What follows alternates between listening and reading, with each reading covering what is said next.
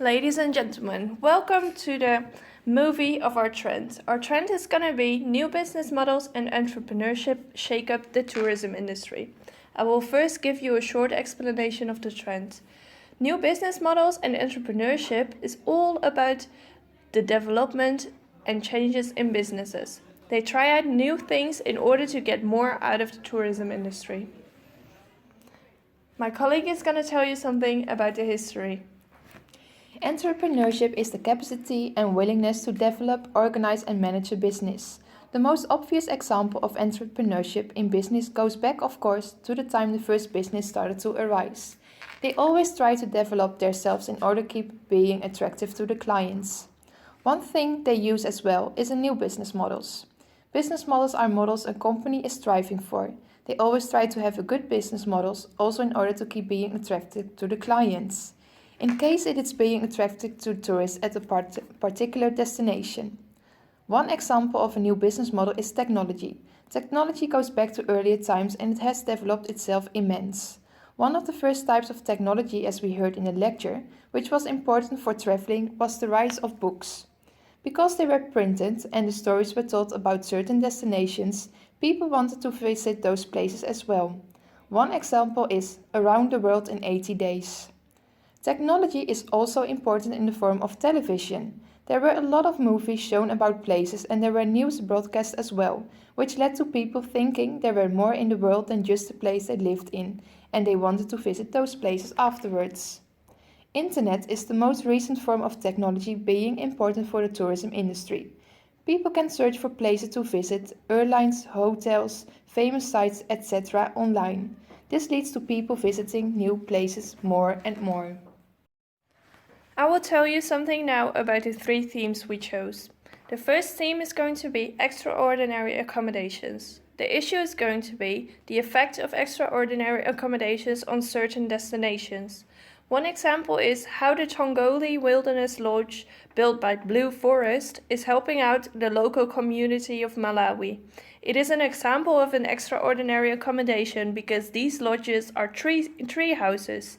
These lodges have been built in the middle of the wildlife reserve to benefit communities in the area and to preserve the wildlife through the tourism. Therefore, it has a demographical factor in it because they try to attract more tourists to this place. Another factor is ecological because the company wanted to build the tree houses in the design of the surroundings and eco-friendly. They have by example electricity and hot water due to solar energy.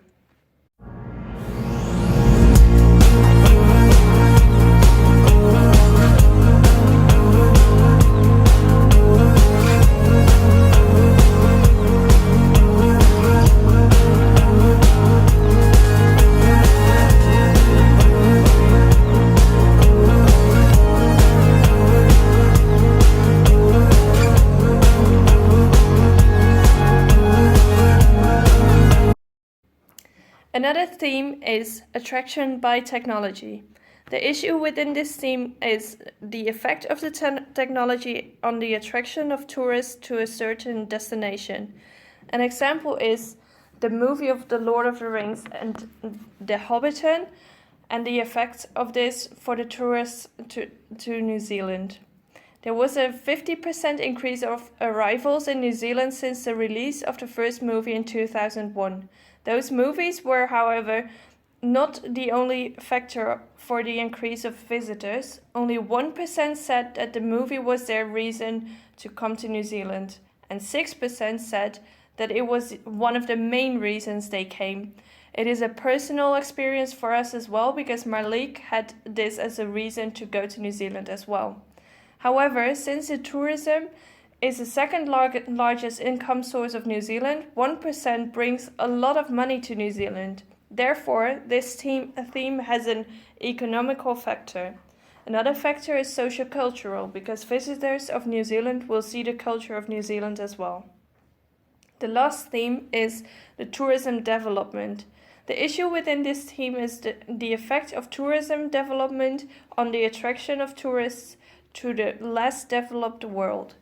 An example is Bhutan. This country had their own policy first where they didn't allow tourists until 1974.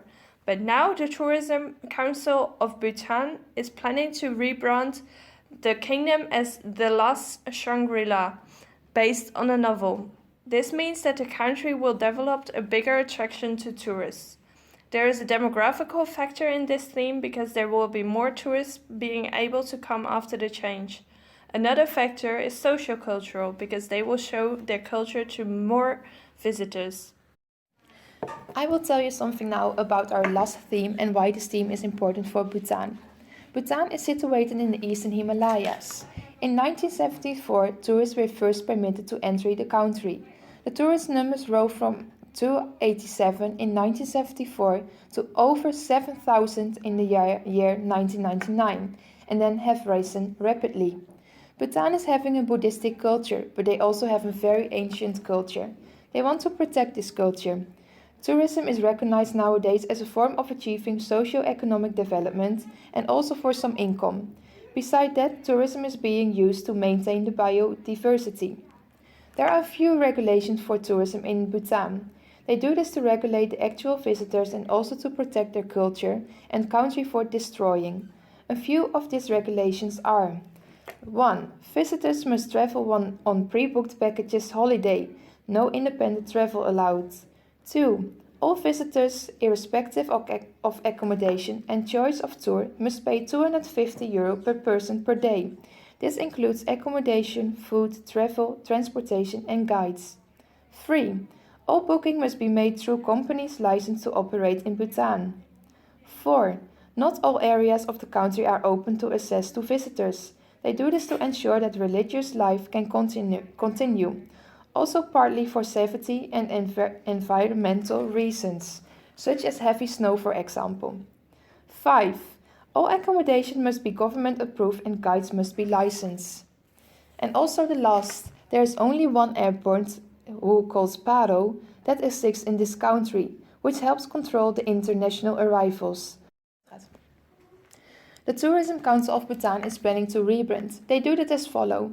New destinations within the country are going to be wellness resorts, and also adventure tourism is going to be promoted, though mountain climbing is forbidden as the mountains are sacred. Accommodations and the credit card infrastructure is to be going upgraded. Over 250 acres of land set aside for new tourism resorts. As a conclusion, you can say that the tourism development in Bhutan is very important for the income in their country, but they are also very protective of their Buddhistic and ancient culture. So the issue we use is the effect of tourism development on the attraction of tourists to the less developed world.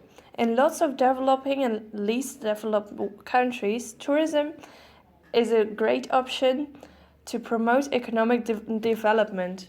In some countries, tourism is the main source of foreign exchange income. The different groups of the society can get benefits of this. In this case, Bhutan is one of the world's smallest countries with a population of about 726,000 people. Their economy is developing very fast because of their rapid growth in industry and services. The Bhutanese tourism industry was first opened in 1974. Since then, it has grown to become a main factor to create employment opportunities and increase revenue for the government. Now, there are just 30% of its population living below the national poverty line, and youth unemployment rate is rising. They attract more tourists.